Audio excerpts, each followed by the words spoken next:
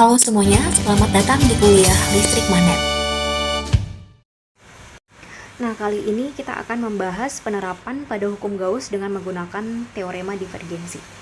Kita recall sedikit tentang divergensi pada yang telah kalian pelajari di kalkulus. Jadi divergensi itu adalah suatu vektor yang artinya ada limit integral permukaan persatuan volumenya kalau volume yang terlingkupi oleh permukaan tersebut mendekati 0. Nah, secara matematis dituliskan seperti ini.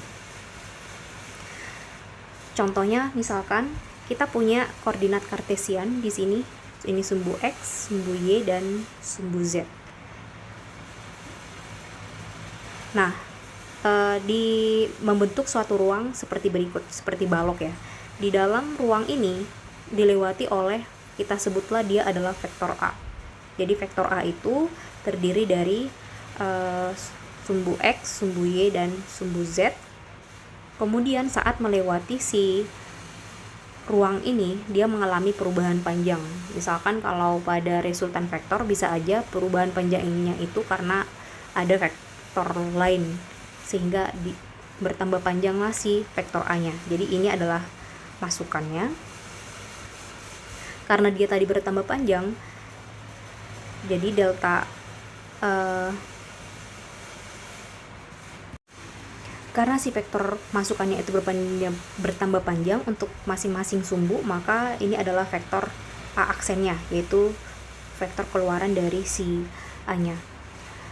Karena dia melewati bidang, maka melewati ruang, maka dia akan dan mengalami perubahan pada masing-masing sumbu koordinat, maka dia juga melewati sebuah permukaan di ketiga sumbu tersebut. Nah, berikut adalah masing-masing antara luas permukaan yang dilewati oleh si vektor A untuk setiap sumbu X, sumbu Y, dan sumbu Z. Untuk menghitung divergensinya, berarti artinya kita harus menjumlahkan semua keluaran dari si vektor A yang tadi dikali dengan luas penampang yang dilewatinya. Berarti nanti di sini luas penampangnya itu ada 3, dikurangi dengan masukannya seperti A. Masukannya berapa dibagi dengan perubahan volume yang terjadi akibat hadirnya vektor A sebagai sebagai masukan dan keluaran ke dalam suatu ruang itu. Jadi perubahan volumenya itu nanti itu akan menjadi delta X dikalikan dengan delta Y dikalikan dengan delta Z-nya untuk masing-masing sumbu. Nah, berikut penurunan rumusnya. Jadi karena kita ambil untuk masing-masing luas penampangnya pada sumbu X dulu, Y, dan Z. Seperti ini. Nah, sesuai dengan pengertiannya, bagaimana jika mendekati 0? Jadi kita mendekati ini dengan cara limit delta X-nya itu sama dengan jika menuju 0, maka kita spesifikkan seperti ini, yang hasilnya menjadi divergensi A dari vektor A akan sama dengan luas permukaan di sumbu X dibagi dengan si dx-nya, do X ditambah dengan do luas permukaan di sumbu Y per do Y ditambah do Z di sumbu Z. Inilah pengertian dari, atau inilah persamaan secara matematis untuk divergensi dari A. Yang tadi itu adalah untuk koordinat jika vektornya itu melewati suatu ruang yang berada di koordinat kartesian.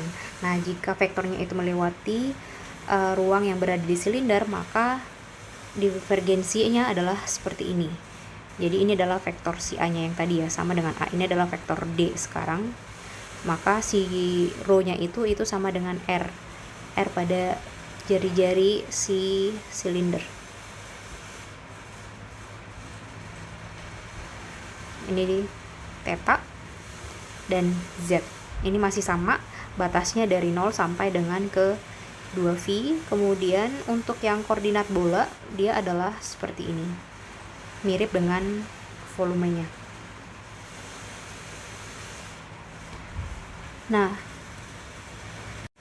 misalkan kita ingin mencari, kita coba untuk pemisalan pada divergensi pada ruang yang koordinat kartesian. Ini adalah untuk koordinat kartesian. Ciri khasnya adalah dilihat dari adanya sumbu ini di titik yang ditanyakan 1, 2, 3 X masing-masing, X, Y, dan Z. Kemudian di sini ada arah untuk vektor X dan vektor Y. Jadi vektor Z-nya itu tidak ada. Jadi bisa dipastikan di sini ini untuk vektor si BX-nya itu adalah 10X. Kemudian untuk yang si BY-nya itu ada 200Y kuadrat. Ini adalah arah vektornya. Kita ingin mencari divergensi dari vektor B tersebut. Maka langsung do per do X dari si BX nya, kemudian ditambah dengan do per do Y dari si BY nya, sedangkan untuk BZ nya sama dengan 0. Jadi hanya sampai bagian sini langsung kita turunkan do per dx dari 10x ditambah dengan do per dy dari 200y kuadrat. Maka turunan dari 10x itu adalah 10 ditambah dengan 2 dikali 200y. Nah, hasilnya kan akan skalar ya. Produk dari divergensi itu akan skalar, jadi tidak memiliki arah lagi. Maka kita masukkanlah untuk yang B nya itu di titik 1, 2, dan 3. X nya 1, Y nya 2, dan Z nya 3. Berarti kita masukkan ke sini, jadi 10 ditambah 400 dikali dengan 2 sama dengan 10 ditambah 800. Jadi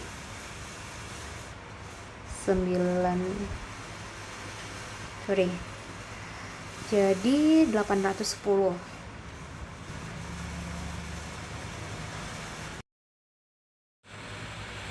Nah, sekarang kita membuat contoh untuk koordinat silinder. Ini adalah koordinat silinder dilihat dari arah masing-masing vektor A-nya, yaitu ada R, ada C, dan ada Z. Berarti artinya si silindernya itu ada tegak lurus atau searah dengan tingginya itu searah dengan sumbu Z. Seperti ini kira-kira. Nah, untuk divergensinya berarti kita pakai divergensi untuk yang si silinder.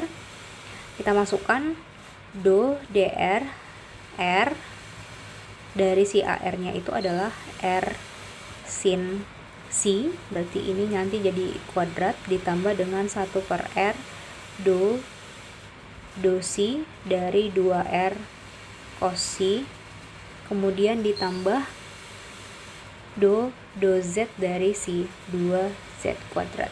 Nah, ini jadi turunan dari ada yang sama. Turunan dari R kuadrat berarti menjadi 2R per R sin theta, kemudian ditambah 1 per R dari ini akan tetap karena hanya diturunkan terhadap C-nya aja.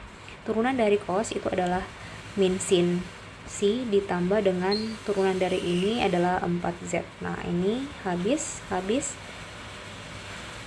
menjadi 2 sin C dikurang 2 sin C ditambah 4Z. Berarti sama dengan hanya 4Z saja.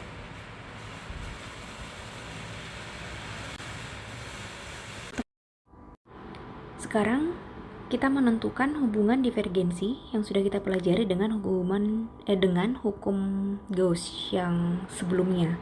Nah, pada hukum Gauss yang sebelumnya menyebutkan kalau pada densitas flux listrik didotkan dengan elemen luasnya itu akan sama dengan Q-nya. Kemudian kita juga mengenal istilah rapat muatan. Kalau pada volume, maka muatan tersebut dibagi dengan volume yang ditempati oleh si seluruh muatan. Atau untuk yang volumenya mendekati 0 atau limit 0, maka dikenal istilah seperti ini. Rapat muatan adalah elemen muatan dibagi dengan elemen volumenya. Sekarang apa kaitannya terhadap divergensi? Sesuai dengan secara definisi, maka divergensi didotkan dengan divergensi dari densitas listrik, artinya seluruh flux listrik yang melingkupi suatu daerah di dalam sebuah volume. Berarti ini akan sama dengan Q dibagi dengan delta V-nya. Untuk yang delta V-nya itu akan sama dengan 0 atau mendekati 0, biar sama dengan pengertiannya ini, maka delta V mendekati 0, maka ini akan sama dengan istilah ini akan sama dengan si rapat muatan yang tadi. Jadi divergensi. Nah, dari sinilah akan dapat ini persamaan yang pertama. Kemudian karena hubungannya adalah kesimpulannya integral do dot ts, karena ini akan sama dengan Q, sedangkan kita ketahui bahwa Q itu adalah integral dari rho V dv, maka ini akan sama dengan rho V dv, sedangkan si rho V sendiri itu sama dengan divergensi, berarti integral pada permukaan tertutup d dot ds itu akan sama dengan integral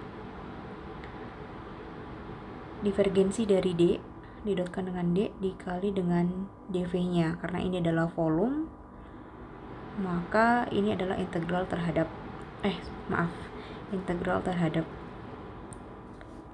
volumenya. Nah, inilah hubungan antara divergensi dengan hukum Gauss.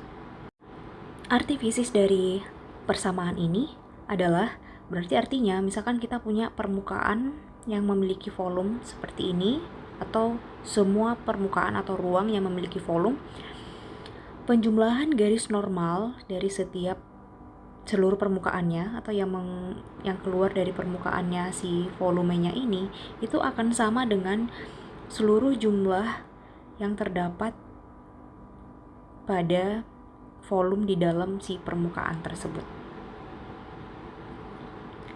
Nah, ini adalah contohnya. Contohnya kita ingin membuktikan kalau persamaan divergensi dengan hukum Gauss tadi adalah benar. Misalkan diketahui D-nya di sini adalah 5/4 R kuadrat AR, C kolom, ini kolom berarti ya, kolom per meter kuadrat. Nah, dilihat dari arahnya, ini hanya mengarah ke radial. Nah, arah radial ini kalau kita sesuaikan dengan koordinat yang telah kita pelajari, dia akan berada pada koordinat bola. Berarti untuk selanjutnya yang akan kita pakai adalah semua yang mengarah ke koordinat bola, yaitu dimulai dari ds dan juga dv-nya. Nah, ini adalah hubungannya tadi. Kita selesaikan yang sebelah kiri dulu. Jadi integral do dot ds, ini elemen luas pada bola, maka integral 5/4 R kuadrat arahnya ke AR didotkan dengan koordinat elemen luas pada bola R kuadrat sin theta d theta dc, arahnya adalah ke AR, berarti AR dikalikan AR adalah 1. Kita langsung masuk ke 5/4 R pangkat 4 ini dikali, kemudian integral sin theta d theta, batasnya dari 0 sampai ke V, kemudian integral dari dc, batasnya dari 0 ke 2V. Nah, ini hasilnya akan menjadi 5/4. Maaf, ini kan tidak diintegralkan terhadap dr ya, tidak ada integral terhadap dr, jadi nggak ada integralnya.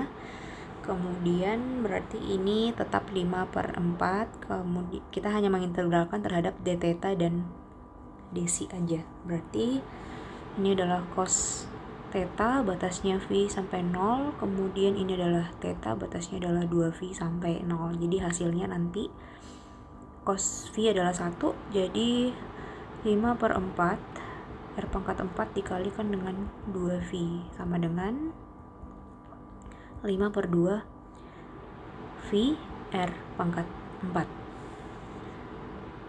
Nah, yang sebelah kiri akan sama dengan sebelah kanan. Kita menyelesaikan yang sebelah kanan, integral.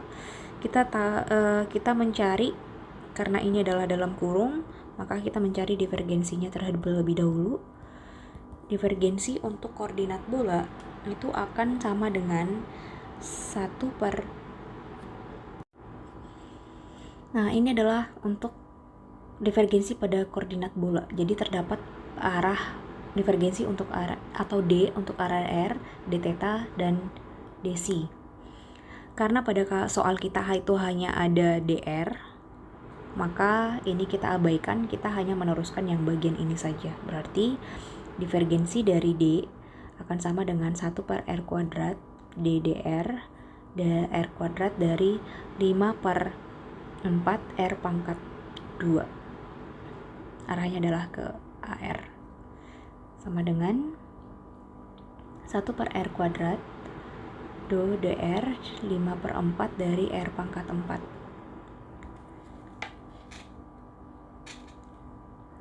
Nah, ini hasilnya menjadi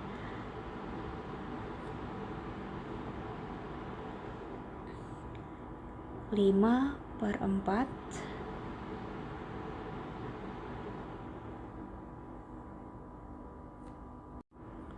turunan dari do DR dari R pangkat 4, maka akan menjadi R pangkat 4 5/4 R pangkat 4 dikali R pangkat 3 menjadi sama dengan 5R. Nah, belum yang sebelah kanannya itu adalah integral V divergensi dari D dikali dengan do V, berarti integral V 5R. Kita pakai elemen volum pada bola, yaitu R kuadrat sin theta d theta dc dr, berarti akan sama dengan integral volum 5R pangkat 3 dr integral sin theta d theta dari 0 ke V, kemudian ini adalah 0 theta 2V do C. Hasilnya 1/4 5 R pangkat 4 cos V dan 2V.